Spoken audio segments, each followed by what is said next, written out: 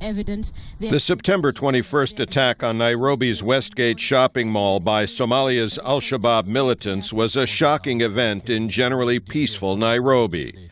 A week later, across the continent, the midnight killing of dozens of students at a college in Nigeria was equally shocking but less surprising. There, the government is at war with the radical Islamist sect Boko Haram. Rising militancy in Nigeria and Somalia, as well as Mali, Libya, and several other African countries, has killed thousands in terrorist attacks and civil wars. And for the most part, it's linked to local grievances, according to Africa expert Jason Mosley of London's Chatham House Research Organization, speaking via Skype. Terrorism, broadly speaking, in Africa is still tightly constrained to regional or local political dynamics. Poverty, corruption, and political frustration create fertile ground for radicalism, but there is at least an ideological link to global militant Islam, says the director of the King's College Center for the Study of Radicalism, Alexander Miliagru Hitchens. I don't think any of these groups are directed specifically by Al-Qaeda Central. I mean, they are affiliated, they are fellow travelers, they follow the same ideology. But yes, a lot of these groups in Africa do have also local concerns, and some of them are actually divided.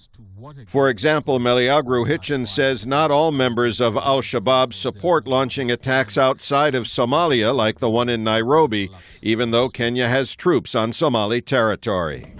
But while poverty and other local issues spawn militant groups in many parts of the continent, Jason Mosley says the number of recruits remains small, while the problems that motivate them are big and difficult to solve. De-radicalization efforts that are underway in places like Kenya or Somalia are one track.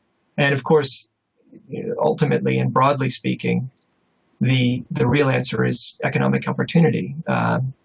This is more difficult than it sounds.